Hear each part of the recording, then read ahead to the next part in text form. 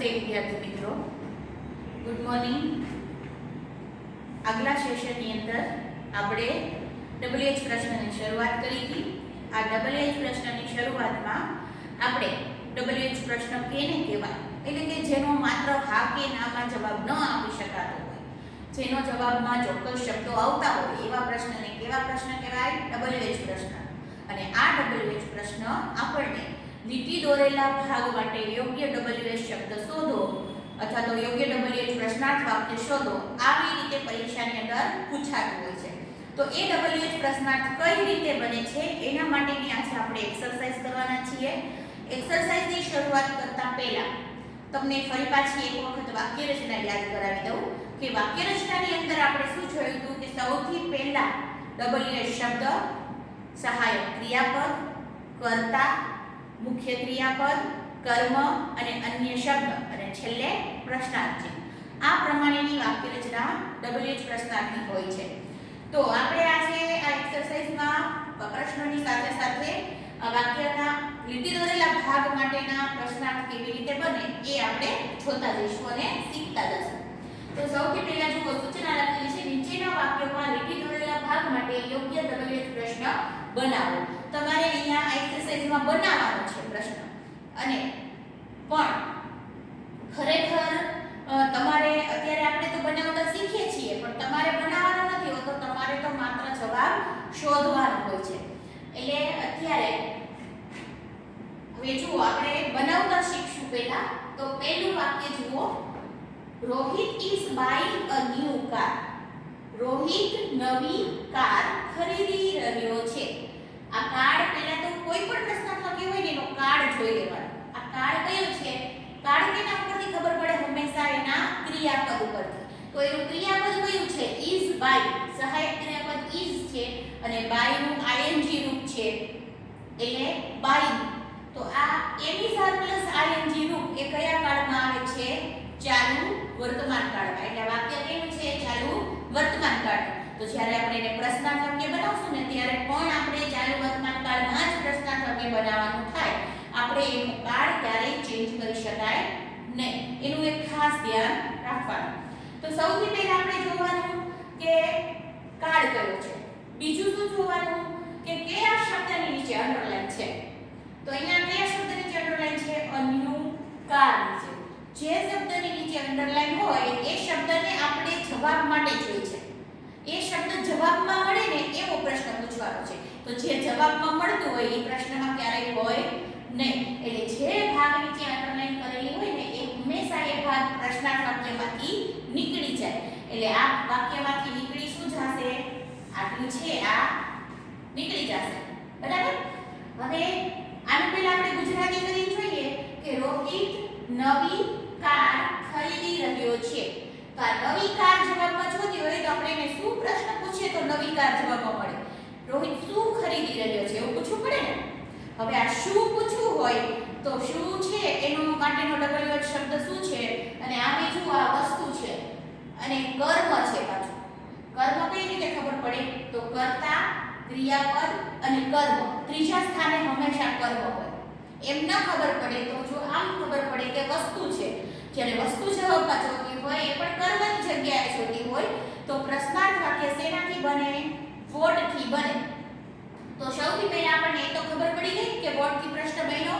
હવે વોટ થી પ્રશ્ન જ્યારે બને ત્યારે શરૂઆતમાં સૌથી પહેલું આપણે વાક્ય રચનાને યાદ કરો। વાક્ય રચના પ્રમાણે સૌથી પહેલા શું મૂકશું? આપણે વોટ મૂકશું। આ વોટ। હવે સહાયક, સહાયક કયું છે? ઇઝ। તો વોટ ઇઝ। ઇઝ પછી કર્તા, કર્તા કયો છે? રોહિત। અને પછી મુખ્ય ક્રિયાપદ કયું છે? બાય। કર્મ નીકળી ગયું, અન્ય શબ્દ આપણા વાક્યની અંદર છે નહીં, હોય તો મૂકવાના, ના હોય તો નહીં મૂકવાના। એટલે અહીંયા આપણો પ્રશ્ન શું થઈ ગયો? પ્રશ્ન પૂરો। What is Rohit buy? Rohit શું ખરીદી રહ્યો છે? જો આ પ્રશ્ન બન્યો હોય એના જવાબમાં આપણે હવે લખવું હોય તો જવાબ મળે ને કે નવી કાર ખરીદી રહ્યો છે। એટલે આ બની ગયો આપણો પ્રશ્ન। ફરી એક વખત સૌથી પહેલા જે શબ્દ જવાબમાં જોતો હોય એના માટેનો WH પ્રશ્ન શબ્દ મૂકવાનો, પછી જે કાળ હોય એ કાળ પ્રમાણેનું સહાયક ક્રિયાપદ, પછી કર્તા, મુખ્ય ક્રિયાપદ, કર્મ, અન્ય શબ્દ. પણ અહીંયા કર્મ કે અન્ય શબ્દ આપણે લખવાનો થતો નહીં. આ પ્રશ્ન છે ઈ બની ગયો. હવે જુઓ, તમને આ વાક્ય આપ્યું છે, નીચે 4 ઓપ્શન આપ્યા છે. હવે 4 ઓપ્શન ની અંદર તમને આ શબ્દ ઉપરથી એટલી ખબર પડે કે વોટ થી પ્રશ્ન બનશે. તો ઓપ્શન ની અંદર વોટ, હુ, which, where એમ ચારે અલગ અલગ શબ્દથી પ્રશ્ન બનાવેલા હોય તો સીધું જ તમને ખબર પડી જાય. તમારે ખાલી આ એક શબ્દ જ જોવો પડે કે ભાઈ વોટ વાળો આમાં આવશે. પણ મુશ્કેલી ત્યારે પડે જ્યારે તમને આન્સરની અંદર ઓપ્શનની અંદર 2 વોટ વાળા પ્રશ્ન આપ્યા. તો તમે શું કરશો કે વોટ વાળા 2 પ્રશ્ન આપ્યા તો આપણે હવે જવાબ કઈ રીતે ગોતવો? તો ત્યારે જ્યારે 2 સરખા ઓપ્શન આપે ત્યારે તમારે એની વાક્ય રચના જોવી પડે કે ભાઈ વાક્ય રચનાની દ્રષ્ટિએ 2 માંથી કયો સાચો છે. તો એ પછી વાક્ય રચના ચેક કરવાની, વાક્ય રચના પ્રમાણે જે પ્રશ્ન સાચો હોય એ તમારો જવાબ આવશે. આ હતું પહેલું વાક્ય. હવે એવું જ આપણે બીજું વાક્ય જોઈએ. બીજું વાક્ય છે the girls are drawing pictures. છોકરીઓ આ ચિત્ર છે એ દોરી રહી છે. ચિત્રો દોરી રહી છે. હવે આ પણ છે એ એમિઝાર અને આઈએનજી એટલે કે ચાલુ વર્તમાન કાળ જ છે. આનો કાળ ચાલુ વર્તમાન કાળ હતો, આનો ચાલુ વર્તમાન કાળ જ છે. હવે જો અત્યારે તમે આગલું જે કોષ્ટક છે એ તો તમને ફોટો મળી ગયો હશે ને એનામાંથી તમે લખશો. પણ આ એક્સરસાઇઝ છે એ સાથે સાથે વિડિયોને પોઝ કરી અને લખતું જવાનું છે તમારે. બાકી બુકની અંદર કોઠો લખાઈ જાય પછી એટલે આ આન્સર છે એ તમારે પોઝ કરી અને લખતા જવાના. હવે અહીંયા તમારે અંડરલાઈન કેના નીચે આપેલી છે? ધ ગર્લ્સ નીચે આપેલી છે. હવે ધ ગર્લ્સ જવાબમાં જ્યારે તમારે જોતું હોય તો આનું ગુજરાતી પહેલા શું થશે? તો છોકરીઓ ચિત્રો દોરી રહી છે. તો કોણ દોરી રહ્યું છે એવું પૂછવું પડશે ને, ત્યારે આપણને ગર્લ્સ જવાબમાં મળશે. હવે કોણ પૂછવું હોય તો કયો પ્રશ્નનો શબ્દ ઉપયોગ કરવો પડે? who નો. અને આમે ખબર પડે કે જ્યારે કર્તા જવાબમાં જોતો હોય અને કોઈ વ્યક્તિનું નામ જોતું હોય અથવા કર્તા જોતું હોય તો હંમેશા પ્રશ્નાર્થ વાક્ય ક્યાંથી બને? who થી જ બને. તો એટલી તો આપણને ખબર પડી ગઈ કે પ્રશ્નાર્થ વાક્ય કેનાથી બનશે? who થી બનશે. તો અહીંયા આપણે સૌથી પહેલા શું મૂકી દેશું? who. હવે આવ્યું સહાયક. અહીંયા સહાયક આ છે. જો અહીંયા તમને ખબર નથી કે કર્તા તરીકે એકવચન છે કે બહુવચન છે. જ્યારે તમારે આ જવાબ જોતો હોય તો તમને ખબર ન હોય કે કર્તા તરીકે તમારે એકવચનમાં આવશે કે બહુવચનમાં આવશે. તો who પછી is પણ મૂકી શકાય છે. who is drawing pictures એમ પણ તમે લખી શકો છો. અને આપણે જ્યારે આ પ્રશ્નાર્થ વાક્ય આપ્યું હોય ત્યારે અહીંયા ખબર હોય કે આપણને આ r આપેલો જ છે તો તમે r નો પણ ઉપયોગ કરી શકો છો. એટલે તમે અહીંયા is આપેલું હોય અથવા તો ઘણી વખત r પણ આપેલું હોય એટલે બેમાંથી કોઈ પણ આપેલું હોય તો તમારે આન્સરની અંદર જોઈ લેવાનું વિકલ્પની અંદર કે is આપેલું છે કે r. પણ આ is આપેલું હોય તો તમારે એવું નહીં સમજવાનું કે આ વાક્ય ખોટું છે. કારણ કે is શું કામ આપ્યું છે? જ્યારે આપણે પ્રશ્ન પૂછીએ છીએ ત્યારે આપણને નથી ખબર હોતી કે જવાબમાં એકવચન આવશે કે બહુવચન આવશે. એટલે who is drawing. હવે જો સહાયક પછી આપણે શું મૂકવાનું હોય? કર્તા મૂકવાનું. પણ આપણા જવાબમાં તો કર્તા આવે છે જેને આપણે આને શું કરી નાખવાનું છે? કાઢી નાખવાનું છે. તો આ કાઢી નાખવાનો છે કર્તા એટલે આપણે કર્તા લખશું નહીં. એના પછી સીધું શું આવી જશે? મુખ્ય ક્રિયાપદ. તો આપણે સીધું મુખ્ય ક્રિયાપદ લખી નાખશું. ત્યાર પછી કર્મ અને પ્રશ્નાર્થ. તો આપણું પ્રશ્નાર્થ વાક્ય શું બની ગયું? who is drawing pictures. કોણ ચિત્રો દોરી રહ્યું છે? અથવા તો who are drawing pictures. કોણ ચિત્રો દોરી રહ્યું છે? આવી જ રીતે તમારે આવું નથી કરવાનું એટલે વાંચવામાં સરળતા પડે. I want to meet the doctor. I want એટલે ઈચ્છું છું, to meet એટલે મળવું અને ડોક્ટરને. હું ડોક્ટરને મળવા ઈચ્છું છું. હવે I પછી અહીંયા જુઓ પહેલા આપણે કાર્ડ નક્કી કરશું કે I પછી want એટલે ઈચ્છવું મૂળ રૂપ છે.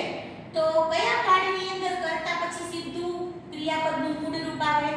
તો એ છે સાદો વર્તમાન કાળ. કે જેમાં કર્ત સહાયક ક્રિયાપદ એકેય વિધાન વાક્યમાં હોતું નથી અને સીધે સીધું ક્રિયાપદનું મૂળ રૂપ જ હોય છે અથવા એસ કે ઈએસ વાળું રૂપ હોય, પણ અહીંયા કર્તા આઈ છે તો શું આપેલું છે? મૂળ રૂપ આપેલું છે. તો આપણને ખબર પડી કે આના ઉપરથી ક્રિયાપદ ઉપરથી કે કાળ કયો છે? સાદો વર્તમાન કાળ. હવે ડોક્ટરને મળવા ઈચ્છું છું. હવે અહીંયા આપણે જવાબમાં શું જોઈએ છે? ડોક્ટર. અને આમ જુઓ તો કર્તા, ક્રિયાપદ અને કર્મ. જવાબમાં આપણે કર્મ જોઈએ છે. કોને મળવા ઈચ્છું છું એવું પૂછવું પડશે ને. અને પાછું કર્મ જોઈએ છે જવાબમાં, એ પણ કોઈ વ્યક્તિ કે નાઉન. તો ડોક્ટર જ્યારે જવાબમાં જોતું હોય તો કોને મળવા ઈચ્છો છો એવું પૂછવું પડે. તો આ કોને મળવા એવો શબ્દ જ્યારે ઉપયોગ કરવો હોય તો કયો ડબલ શબ્દ આવશે? whom. તો અહીંયા આપણે શેનાથી ડબલ શબ્દ બનાવશું? પ્રશ્નાર્થ બનાવશું whom. હવે જ્યારે તમારે કર્તા તરીકે આઈ આપેલું હોય, માય આપેલું હોય તો અત્યારે ખાસ ધ્યાન રાખવાનું કે પ્રશ્નાર્થ વાક્ય બનાવતી વખતે આઈ નું યુ અને માય નું યોર થઈ જાય છે. કારણ કે આપણને એક પ્રશ્ન ન પૂછીએ કે હું કોને મળવા ઈચ્છું છું, તમે કોને મળવા ઈચ્છો છો એવું સામેવાળી વ્યક્તિ પૂછે ને ત્યારે આપણે એવો જવાબ આપી શકીએ કે હું ડોક્ટરને મળવા ઈચ્છું છું. એટલા માટે whom પછી સહાયક મૂકવું પડે. હવે આમાં તો સહાયક છે નહીં, તો સાદા વર્તમાન કાળમાં તમે ભણ્યા ત્યારે તમને ખબર હશે કે સાદા વર્તમાન કાળના વિધાનની અંદર સહાયક ક્રિયાપદ હોતું નથી. આપણે વધારાનું ડુ કે ડઝ ઉમેરવું પડે છે. ડુ અથવા ડઝ. તો આ ડુ મૂકવું કે ડઝ મૂકવું એ કેના ઉપર નક્કી થશે? આપણે કર્તા ઉપર. કર્તા આઈ તો અહીંયા શું થઈ જશે? યુ થઈ જશે. તો યુ સાથે ડુ મુકાય કે ડઝ? યુ સાથે શું મૂકશું? ડુ. તો આપણે સહાયક શું મૂકશું? whom, ડુ, આઈ ડુ, કર્તા યુ. હવે ડુ ડઝ સાથે હંમેશા મૂળ રૂપ જ આવે એ તમે ભણ્યા છો. તો want to meet. આ ડોક્ટર નીકળી જશે. whom do you want to meet? તમે કોને મળવા ઈચ્છો છો? તો આ બની ગયો આપણો પ્રશ્નાર્થ વાક્ય. ત્યાર પછીનું ચોથું જુઓ. This is Mona's bag. આ મોનાનો બેગ છે. આપણે અંડરલાઈન કેના નીચે આપી છે? મોના નીચે આપેલી છે. હવે આ મોનાનો બેગ છે. આપણે મોનાનો કેવું પૂછવું હોય જ્યારે જવાબમાં જોતું હોય તો આપણે એને શું પૂછવું પડે? આ કોનું બેગ છે એવું પૂછવું પડે ને. કોનું બેગ છે એમ પૂછીએ ત્યારે આપણને જવાબમાં મળે મોનાનો બેગ છે. જો અહીંયા આ છે ને વાક્ય ધીસ ઇઝ વાળું વાક્ય છે, કાળ મુજબનું વાક્ય નથી. તો આપણે આપણી વાક્ય રચના પ્રમાણે જ ચાલવાનું છે. છતાં પણ તો સૌથી પહેલા આ મોના છે આપણે આ વાક્યમાંથી નીકળી જશે. કોનું બેગ છે એવું પૂછવું હોય તો કોનું પૂછવા માટે કયો શબ્દ જોશે? whose. તો સૌથી પહેલા whose. હવે આવું જ્યારે હોય ને whose કે which ત્યારે કોનું બેગ સીધું એવું આપણે લખવું પડે. એટલે whose bag. અહીંયા સીધું શું મૂકી દેવું પડશે? whose bag. હવે સહાયક છે is અને કર્તા તરીકે શું આપેલું છે? this. તો શું આવશે? whose bag is this? આ કોનું બેગ છે? તો આ બની ગયો આપણો પ્રશ્નાર્થ વાક્ય. ત્યાર પછી આ વાક્ય જોઈએ પાંચમા. સપના will go to school in the morning. Sapna will go એટલે આ કાળ કયો છે? શેલ will અને મૂળ રૂપ એટલે કે સાદો ભવિષ્યકાળ છે. સાદો ભવિષ્યકાળ છે એટલે શું થશે? સપના સવારમાં સ્કૂલે જશે. ભવિષ્યકાળ છે ને એટલે સવારમાં સ્કૂલે જશે. હવે અંડરલાઈન કેના નીચે આપેલી છે? ઇન ધ મોર્નિંગ નીચે અંડરલાઈન આપેલી છે. હવે મોર્નિંગ નીચે જ્યારે અંડરલાઈન આપેલી હોય એટલે કે સમય નીચે અંડરલાઈન છે. તો જ્યારે આપણે સમય જવાબમાં જોતો હોય ત્યારે પ્રશ્નાર્થ વાક્ય શેનાથી બનાવવું પડે? when થી બનાવવું પડે. તો આપણે એ તો ખબર પડી ગઈ કે પ્રશ્નાર્થમાં ડબલ્યુ શબ્દ કયો આવશે? when. હવે સહાયક કયું છે? will. કર્તા સપના. પછી મુખ્ય ક્રિયાપદ go. to school. when will Sapna go to school? Sapna ક્યારે સ્કૂલે જશે? હવે ક્યારે જશે એવું પૂછીએ ત્યારે જવાબમાં શું મળે? સવારમાં જશે. તો આના માટે પ્રશ્ન કયો કરતાથી બનશે? when થી. ત્યાર પછીનું છઠ્ઠું જોઈએ. father goes to office at 9 am. પપ્પા સવારે 9 વાગે ઓફિસ જાય છે. હવે અહીંયા સૌથી પહેલા આપણે કાર્ડ ચેક કરશું. ફાધર પછી ક્રિયાપદનું es વાળું રૂપ છે. ગો ને es લગાડીને goes કરેલું છે. તો s કે es ક્યારે લાગે? સાદા વર્તમાન કાળમાં લાગે. હવે સાદો વર્તમાન કાળ છે આપણને એ ખબર પડી ગઈ. હવે અંડરલાઈન તેની નીચે છે તો ઓફિસ ની નીચે અંડરલાઈન છે. હવે આ ઓફિસ એટલે કોઈ સ્થળ આપેલું છે. હવે સ્થળ જ્યારે આપણે જવાબમાં જોતું હોય તો પ્રશ્નાર્થ વાક્ય શેનાથી બને? where થી. તો આપણને ખબર પડી ગઈ હવે કે પ્રશ્નાર્થ વાક્ય શેનાથી બનશે? where થી. તો આપણે where મૂકી અને વાક્ય રચના પ્રમાણે પ્રશ્ન બનાવીશું. તો સૌથી પહેલા w શબ્દ કયો આવશે? where. હવે સહાયક મૂકવાનું. તો સહાયક તો આની અંદર છે નહીં કેમ કે સાદો વર્તમાન કાળ ને સાદો ભૂતકાળ જ્યારે હોય ત્યારે સહાયક હોય નહીં. વધારાનું આપણે do does કે did ઉમેરવું પડે. તો અહીંયા વર્તમાન કાળ છે એટલે do અથવા does ઉમેરવાનું. હવે do ઉમેરવું કે does ઉમેરવું એ કેના આધારે નક્કી કરવાનું? આપણે કર્તાના આધારે. કર્તામાં કોણ છે? father. એટલે નર જાતિ he. હવે he સાથે do આવે કે does? does આવશે. તો એટલે where ની પછી શું મૂકશું? સહાયક does. where does father. કર્તા શું છે? તો father. તો where does father. હવે do does સાથે હંમેશા મૂળ રૂપ જ આવે. તો goes નું es વાળું રૂપ નથી મૂકવાનું. એની બદલે આપણે શું મૂકવાનું? મૂળ રૂપ go. where does father go. હવે આ to office છે એ આપણે પ્રશ્નમાંથી કાઢી નાખવાનું છે. સીધું આપણે શું લખી નાખવાનું? 8 9 am. તો પપ્પા અથવા તો પિતા સવારે 9 વાગ્યે ક્યાં જાય છે? આવો પ્રશ્ન પૂછીએ ત્યારે આપણને જવાબમાં શું મળે? ઓફિસ જાય છે. એટલે આ આપણો WH પ્રશ્ન શેનાથી બન્યો? where થી બન્યો. નેક્સ્ટ જોઈએ. there are 40 boys in my class. મારા ક્લાસમાં 40 બોયસ છે. હવે અહીંયા પહેલા તો વાક્ય છે કાર્ડ નથી, there are થી બનાવેલું વાક્ય છે. હવે અંડરલાઈન જોઈ લઈએ. તો અંડરલાઈન શેના નીચે છે? 40 નીચે કોઈ સંખ્યા છે. કેની સંખ્યા છે? બોયસની સંખ્યા છે.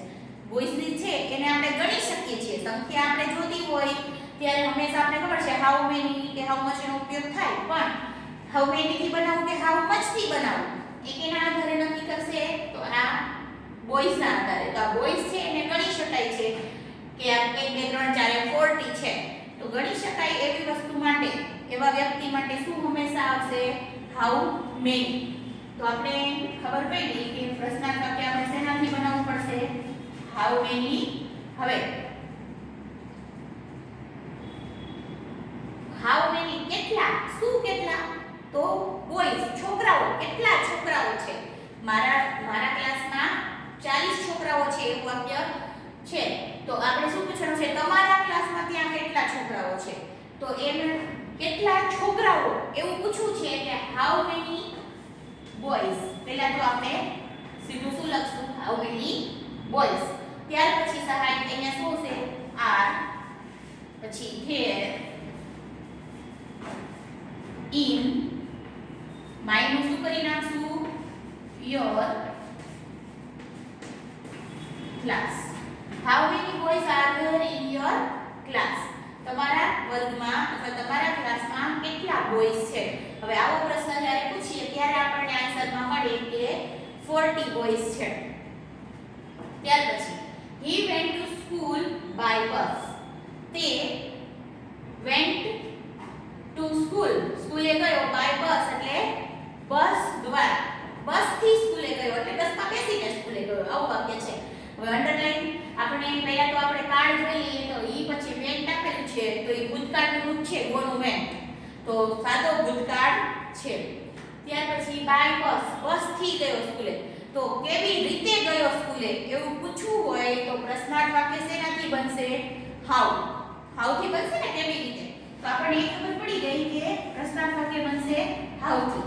તો હાઉ પછી સહાયકનો વારો આવ્યો. તો સહાયક છે એ સાદા ભૂતકાળની અંદર હોય નહીં, વિધાન વાક્યની અંદર આપણે પ્રશ્નાર્થમાં ઉમેરવું પડે. તો તમને ખબર છે સાદા ભૂતકાળની અંદર સહાયક કયું ઉમેરવામાં આવે છે? ડીડ. તો હાઉ ડીડ કરતા શું છે? હી. વેન્ટ નું ડીડ સાથે હંમેશા કેવું રૂપ મુકાય? મૂળ રૂપ. તો વેન્ટ નું શું થઈ જશે? Go. How did he go to school. તે કેવી રીતે સ્કૂલે ગયો? આ પ્રશ્નાર્થ વાક્ય બની ગયું હાઉ થી. ત્યાર પછી જુઓ તો baby was crying because it was hungry. Baby was crying રડી રહ્યું હતું, બાળક રડી રહ્યું હતું because it was hungry, તે ભૂખ્યું હતું. હવે અહીંયા was અને ing એટલે કાળ કયો છે? ચાલુ કાળ તો છે. ing આવે એટલે આપણે ખબર પડે કે આ ચાલુ કાળ છે. ચાલુ કાળ તો છે પણ સાથે was છે એટલે ચાલુ ભૂતકાળ છે. અંડરલાઈન છે because it was hungry, કારણ કે ભૂખ્યું હતું. હવે કારણ જ્યારે આપણે જવાબમાં જોતું હોય ત્યારે પ્રશ્નાર્થ વાક્ય હંમેશા y થી બને, એ આપણે કોષ્ટકમાં જોયું. તો અહીંયા પ્રશ્નાર્થ વાક્ય શેનાથી બનાવશું? y. y સહાયક ક્રિયાપદ શું છે? was. કરતા બેબી અને મુખ્ય ક્રિયાપદ crying. તો પ્રશ્ન શું બન્યો? why was the baby crying? Baby શા માટે રડી રહ્યું છે? તો એનો જવાબ આપણે શું મળે? because it was hungry, કારણ કે એ ભૂખ્યું છે. Ramesh lost his new phone. રમેશે એનો નવો ફોન lost એટલે ખોઈ દીધો. આના lose નું ભૂતકાળનું રૂપ છે આ lost. કરતા પછી સીધું ભૂતકાળનું રૂપ છે એટલે કાળ થયો સાદો ભૂતકાળ. અને અહીંયા ન્યુ નીચે અંડરલાઈન છે. તો આપણે જ્યારે કેવું અથવા કયો, કેવો એવું પ્રશ્નમાં જોતું હોય ત્યારે હંમેશા which થી પ્રશ્ન બનાવવો પડે. આપણે શું પ્રશ્ન પૂછવો પડે કે રમેશે કયો ફોન ખોઈ દીધો, એવું પૂછવું પડે ને. ત્યારે આપણે જવાબમાં મળે કે નવો ફોન ખોઈ દીધો. તો કયો ફોન એવું કેવું હોય તો અહીંયા પ્રશ્નાર્થ વાક્ય શેનાથી બનશે? which થી. તો which phone, કયો ફોન, પહેલા આપણે પૂછવાનું છે એટલે શું આવશે? which phone. હવે ભૂતકાળ છે બરાબર, તો સહાયક શું મૂકશું? ડી. કરતા શું છે? Ramesh. which phone did Ramesh. હવે did સાથે હંમેશા કેવું રૂપ આવશે? મૂળ રૂપ આવશે. તો અહીંયા lost નું મૂળ રૂપ થઈ જશે loss. which phone did Ramesh loss. આ ફોન છે એ તો આપણે અહીંયા લખી નાખ્યું છે એટલે બીજી વાર લખવાનું ના હોય. તો પ્રશ્નાર્થ વાક્ય શું બની ગયું? which phone did Ramesh loss. રમેશે કયો ફોન ખોઈ દીધો. તો આપણે આ 10 એક્ઝામ્પલ કર્યા. હજી આપણે આના બીજા 2-3 એક્ઝામ્પલ જે બાકી છે એ પણ કરવાના છે. તો સૌથી પહેલા તો આ વિડિયો પોઝ કરી અને તમે લખી લેજો. 1 મિનિટ દૂર થઈ જાવ એટલે તમે પોઝ કરીને આખું બ્લેકબોર્ડ છે એ ક્લિયર દેખાઈ જાય તમને.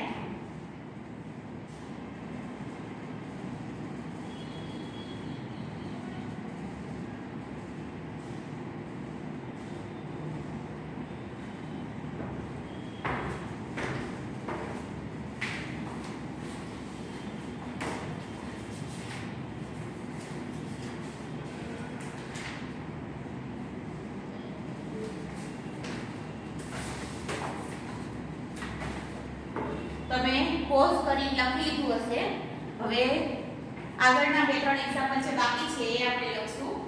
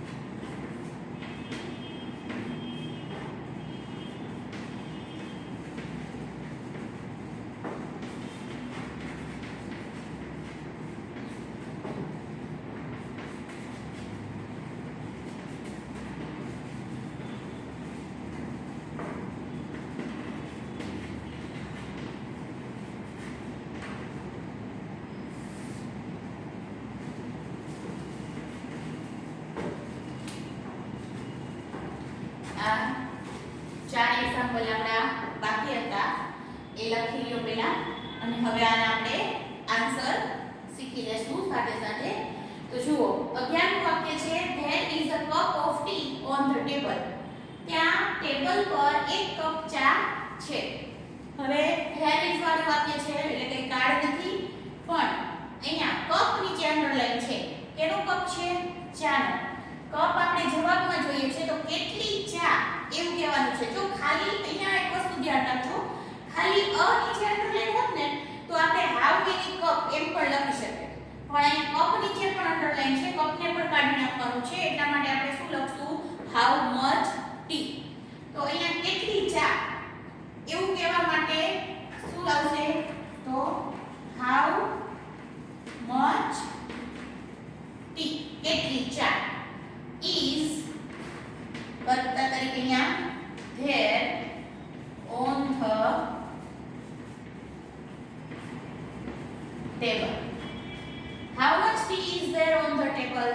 ટેબલ પર કેટલી ચા છે? તો જવાબમાં શું મળશે? a cup, એક કપ ચા. હવે જુઓ ઘણી વખત ઓપ્શનની અંદર આવું હાઉ મચ વાળું વાક્ય ન આપ્યું હોય તો તમારે હાઉ મેની વાળા વાક્યને ચેક કરવાનું. તો અહીંયા કદાચ હાઉ મચ ટી ની બદલે એવું લખ્યું હોય કે how many cup of T, કેટલા કપ ચા, તો પણ જવાબ શું આવશે? એક cup.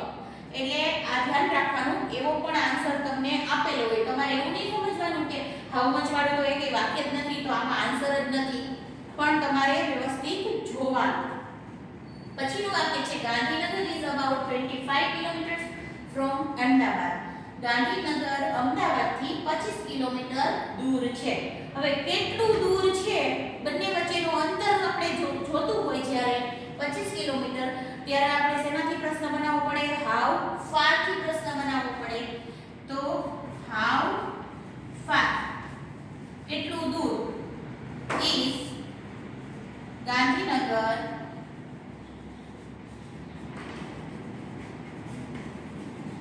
from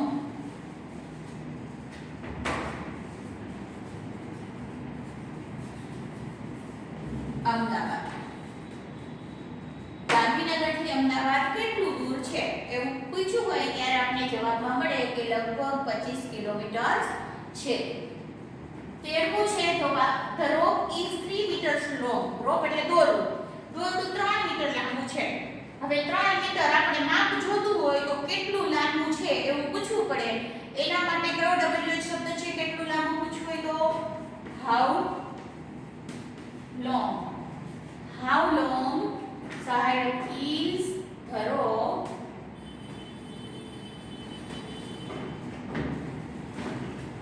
how long is the rope? rope દોરડું કેટલું લાંબુ છે ત્યારે આપણને જવાબમાં મળશે કે 3 મીટર લાંબુ છે. એવી જ રીતે છેલ્લું જોવો he goes to school 3 times in a week. તે અઠવાડિયામાં 3 વખત શાળાએ જાય છે. 3 વખત કેટલી વાર જાય છે? સંખ્યા છોટી હોય જવાબમાં તો તમને આગળ આપણે વાત થઈ એમ કે how often થી પ્રશ્નાર્થ વાક્ય બનાવવું પડે તમારે. તો પહેલા તો how often. હવે આ સાદો વર્તમાન કાળ છે એટલે સહાયક શું મૂકશું આપણે? does. how often does કરતા he.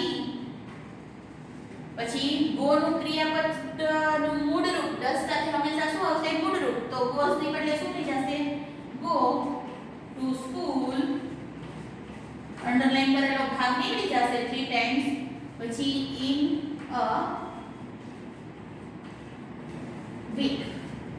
એટલે આ પ્રશ્ન બની ગયો how often does he go to school in a week? અઠવાડિયામાં કેટલી વખત શાળાએ જાય છે? જવાબ આવશે 3 વખત. આ પ્રશ્ન છે ને ઘણી વખત તમને આમ પણ પૂછેલો હોય કે how many times does he go to school in a week? how many times? તો અહીંયા often ની બદલે બીજો કયો શબ્દ પણ વાપરી શકે?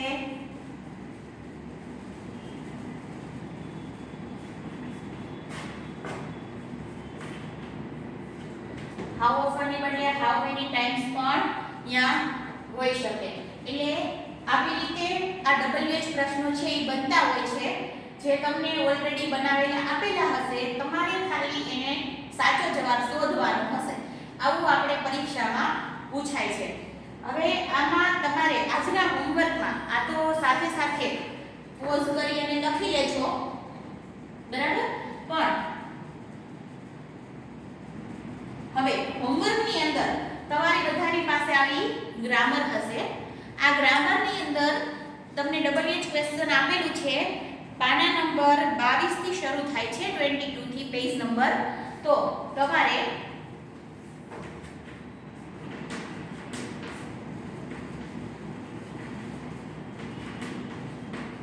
પેજ નંબર 23 ઉપર તમને એક્સરસાઇઝ આપેલી છે. એક્સરસાઇઝ નંબર જે છે એ 5 અને 6 એ તમારે આજના હોમવર્કની અંદર આ ગ્રામરની અંદર જ ટિક કરવાના છે જવાબ. આજના હોમવર્કમાં આવા જ વાક્યો વધારે પ્રેક્ટિસ થાય એના માટે આપણે ગ્રામરની એક્સરસાઇઝ બાકી બુકમાં નથી લખવાનું. બાકી બુકમાં આ 14 વાક્યો જ લખવાના છે. એના વધારેની પ્રેક્ટિસ માટે ગ્રામરમાંથી એક્સરસાઇઝ 5 અને 6 પાના નંબર 23 24 ઉપર છે એ તમારે આને અંદરને અંદર ટિક કરવાની છે, બરાબર. સાવ ઈઝી છે, જરા પણ અઘરું નથી, એટલા માટે ધ્યાન રાખજો. આના પછી આગલા સેશનની અંદર આપણે આ WH પ્રશ્ન જે બીજી રીતે આપણે ડાયલોગ સ્વરૂપે પૂછાય છે એની થોડીક એક્સરસાઇઝ આપણે કરીશું. આજના માટે આટલું. Thank you.